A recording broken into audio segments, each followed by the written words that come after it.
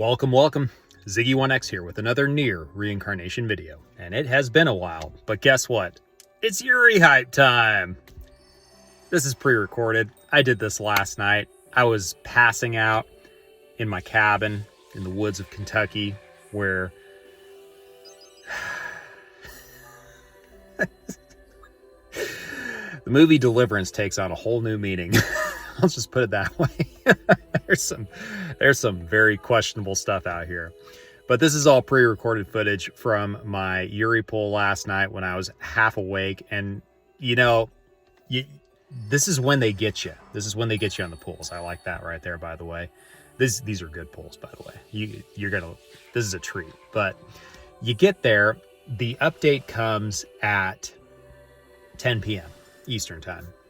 And you look at it and you're on your way out. You're checking out. Awesome fists. Just saying. But you're checking out. And you look at it and you're like, oh my gosh, this is a new unit. Who is it? Oh my gosh, it's Yurie. It's my favorite unit. Ah! So I gotta go in for Yurie. And I realize, wait a minute. I've got 2 free tickets, 10 pulls. I've got a couple of the single pulls. And then I've got a decent amount of gems. Now I'm hoarding these gems. And this is the situation we all find ourselves in. This is the real struggle in gacha gaming, is that you want to go in for the unit you want, and it almost doesn't even matter because you know that there's something better over the horizon. It's all about finding that balance when you can just dive in there, get what you want, also have enough set aside to get something else you really want. Thankfully for me, this character, this costume of Yurie, isn't all just a pretty picture, which it is at that. She's also pretty cool. She's a support in some ways. She increases light damage to the enemy. She decreases defense to the enemy with her character skill, and she does a decent amount of damage. She also has a bunch of vigors on her, bold vigors. And once you awaken her more, she gets an additional bold vigor.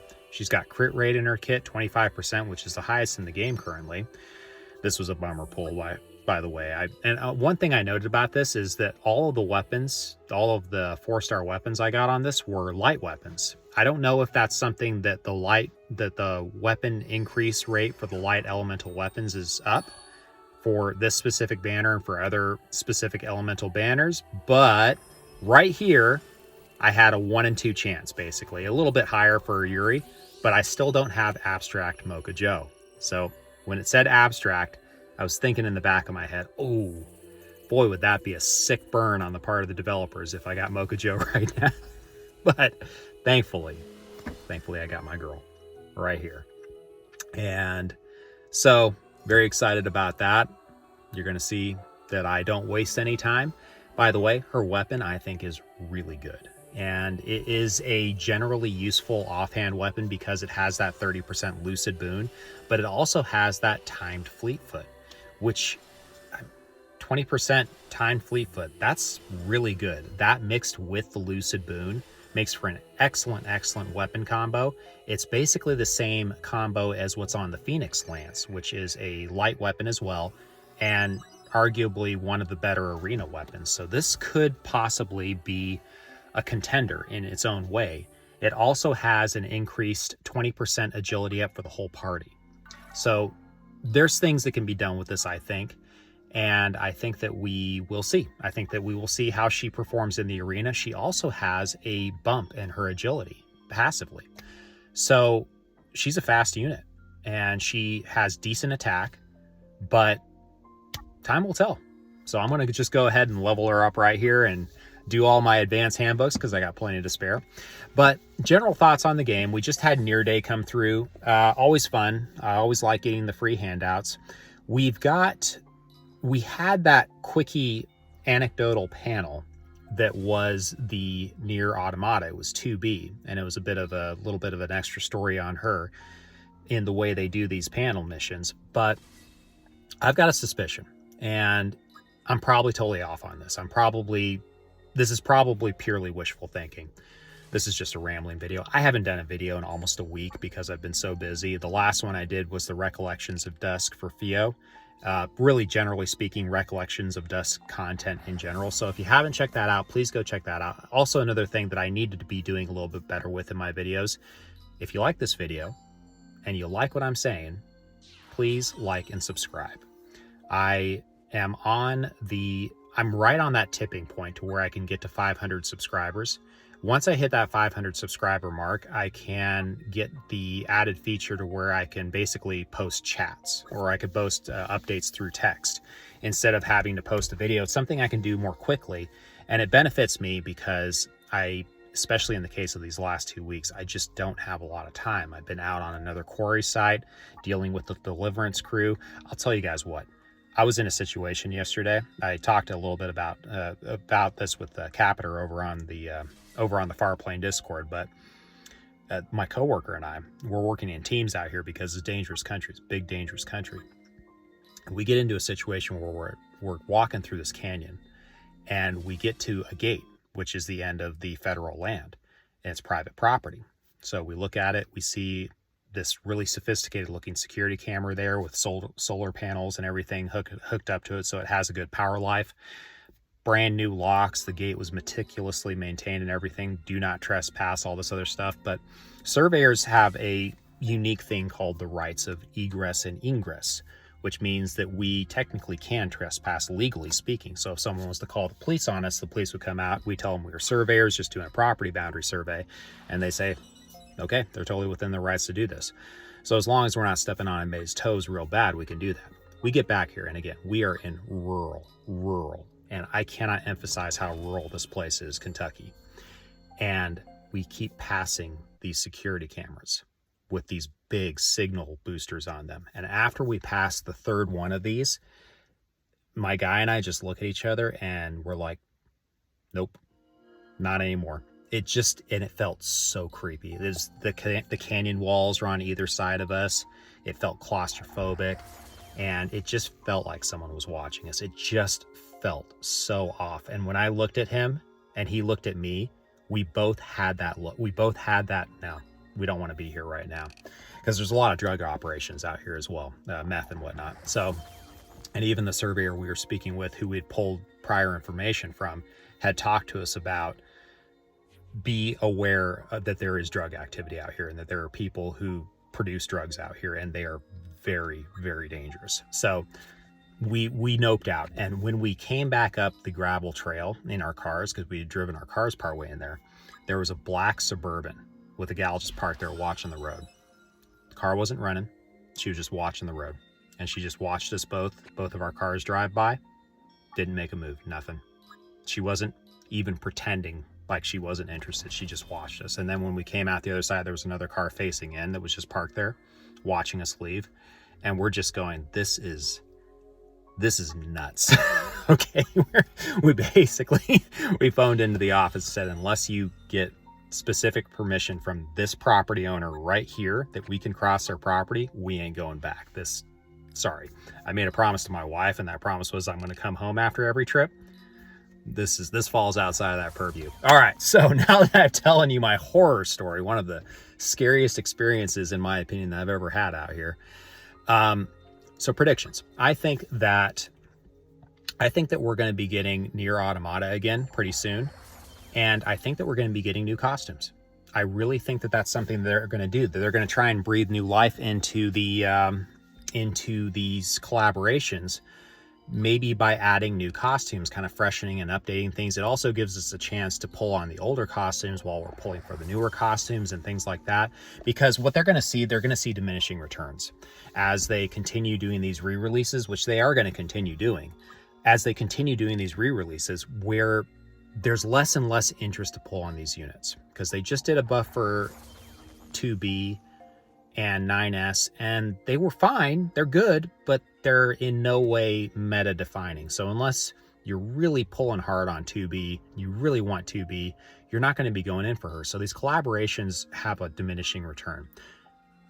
Where that changes is if they add new costumes, because we have experienced a significant power creep since Awakenings, and it was just after Awakenings, and it wasn't so much the Awakenings. I still hold to the view that the Mythic Slab board is significantly more important than excuse me, than the Awakenings, but we've gotten much better costumes and very different kind of weapons.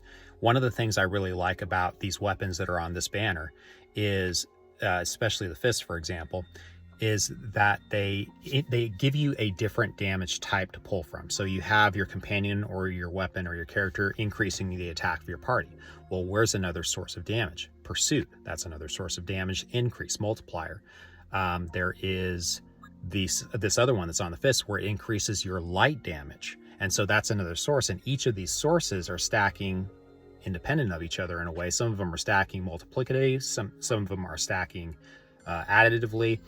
But what it means is that the more of these damage type sources that we have spread out that are coming through, the more it will increase the amount of damage our characters can do. And that is a form of power creep that is inherent in the weapons, which do most of our damage. It's what all of our damage scales off of.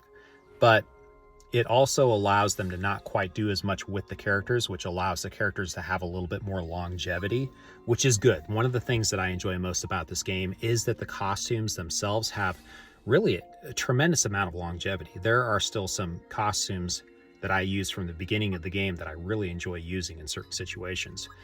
I will say, though, as an aside note, that Abstract Gale now has her work cut out for her, because Abstract Yurie, I think, just showed her up in the costume department. That costume, I'll tell you what. I'll tell you what, Abstract Gale, you got your work cut out for you.